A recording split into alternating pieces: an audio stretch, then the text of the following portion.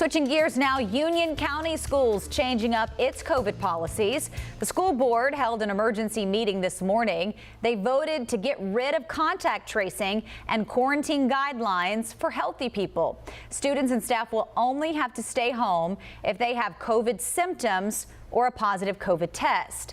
WCNC Charlotte's Kendall Morris joins us live. And Kendall, what does this mean now for the school district?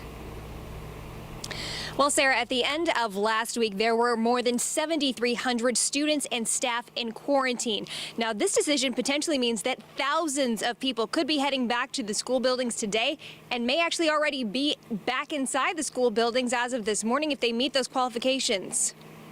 Union County Public Schools cutting back on quarantine guidelines. I'd like to make a motion to stop sending healthy people home and that the quarantine protocols be for sick people only, and that we immediately bring our healthy people back to school and their workplace. About 17% of UCPS students were out on quarantine at the end of last week, with only a little more than 1% listed as COVID-19 positive. Several parents spoke at the Board of Education meeting last week, urging the board to shorten the quarantine guidelines. If I get that call from a nurse that says your child needs to quarantine because she was in contact with someone, no, my child's going to go to school, and I dare someone to bring the sheriff to me, my lawyer will be waiting for you as well.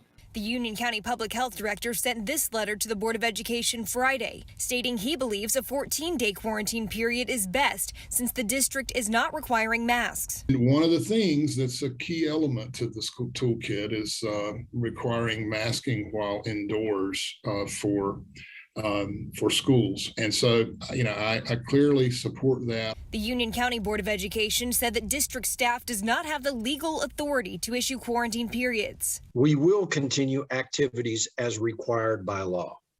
Our staff will continue to handle positive and presumptive positive cases. But for those who haven't tested positive and don't have symptoms, it's back to class much sooner than 14 days. And the vote on this was 8-1 this morning. We've reached out to the Union County Public Health Director for comment. Live in Union County, Kendall Morris, WCNC Charlotte. Kendall, thank you. Several other local